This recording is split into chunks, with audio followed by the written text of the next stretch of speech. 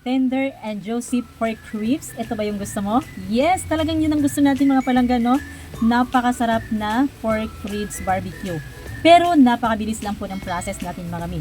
So no need na po tayong mag-marinate ng matagal bago po natin makuha ang tamang texture at tamang lasa po ng ating pork ribs barbecue. So sundan nyo lang po yung aking mga tips. Ayan, number 1 tips mga mi, kailangan po nating bumili ng sariwa at magandang klase ng karne ng baboy. So, ang pinili po natin dito is yung BB back ribs. Kung napapansin natin mi, ay napakaganda po ng karne po natin. So, manipis lang po yung taba, hindi ganong kapalan ng taba. So, ito yung pinakamaganda, pinakamasarap na gawing BB back ribs. So, ayan, finally mga palangga, nakabili na po tayo ng karne ng baboy, which is yung ating BB back ribs. So, 2 kilo at kalahati po ito mga langga.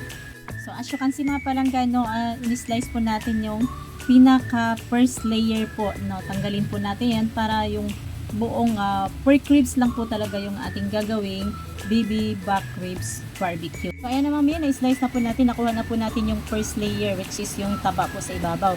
So, ang natira po, ito po yung ating BB back ribs. So, first po natin gagawin mga palangga, simple marinating lang po, no. Maglagay po tayo ng salt and pepper. So, side by side guys.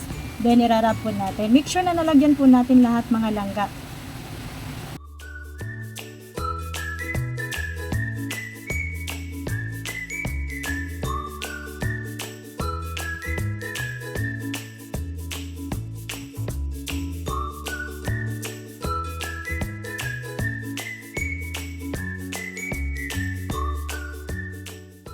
Paglalagay po natin ng salt and pepper mapalangga, ito yung nagbibigay ng natural na lasa po ng ating karne. So ayan, set aside po muna natin guys, i-rest po natin ng 2 hours and then prepare naman po natin yung gagamitin po natin for basting. Mga mi, nag-prepare po tayo ng 1/4 kilo of calamansi. Ito po ay bagong pitas malang mapalangga, no? Kaya makatas. No? Mas maganda mapalangga pag bagong pitas at fresh pa yung ating calamansi dahil makatas po ito. Hindi po tayo lugi, ganon. So ayan mga langga, preparing na po tayo guys for basting. So maglagay po tayo ng 2 tablespoon of sugar. And then, mag-add po tayo ng pamintang pino. Maglagay na rin po tayo ng kaunting MSG. At yung ating toyo mga langga. Tansya lang yung paglagay natin ng toyo mga mi. And then, mix lang po natin ng maayos hanggang sa matunaw po yung ating sugar. At dito guys, nag-add tayo ng ketchup at kaunting mantika. Then, mix po natin ng maayos mga langga hanggang sa mag-combine po lahat po ng ingredients po natin for basting. Siya nga pala mapalangga, nag-add po tayo ng 3 pirasong kalamansi dito. Hiniga po natin at pagkatapos ay hinalo po natin yung balat ng kalamansi. So ito po yung nagbibigay ng aroma at pangpatanggal na rin po ng natural na lansa po ng inihaw po natin na karne. At dahil wala po tayong oven mga palangga, kaya naman sa uling po tayo mag-ihaw ngayon. So padingasin lang po natin itong mga langga hanggang sa mag-dingas at pagkatapos ay isalang na po natin. 2,000 years later. Hello mga langga, so after 2 hours, ito na po yung binabad po natin sa salt and pepper na pork ribs. So ngayon ay handa na po ito para isalang. At sakto mga palangga, dumingas na po yung ating uling. Alam niyo bang masarap mag-ihaw sa uling? Yes mga mi, masarap talaga mag-ihaw sa uling. Alam niyo ba kung bakit? Ang usok ng uling ay nagbibigay ng kakaibang amoy at lasa na tumatagos sa karne ng baboy. At iyon ay tunay na lasang inihaw. At ang kagandahan pa nito mga palangga, dahil wala itong amoy ng gas o chemical, kaya mas malinis at natural ang lasa nito. Kaya natatawa po kay Jose dito guys, dahil wala po kaming pangpahid, no, pang gamitin natin for basting, kaya naman nanguha po siya ng, dahon ng niyog para po gagamitin natin. So dito mga mix, tulad ng sinabi ko guys, no, uling po yung ginagamit natin, kaya kailangan po nating bantayan mga langga. Kasi hindi natin tansyado yung init po ng uling, so bigla po siyang magliliyab dahil po sa taba na nasusunog. Siya nga mga palangga, so namimix na po natin ng maayos yung ating for basting. So habang pong iniihaw natin mga palangga ay magbasting po tayo.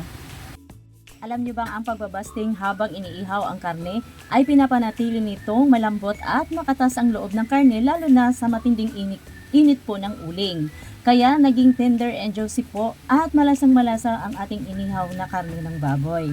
So ganun po ang sikreto mga mi. So para sa makuha po natin yung texture ng tender and juicy at malasang pork ribs barbecue.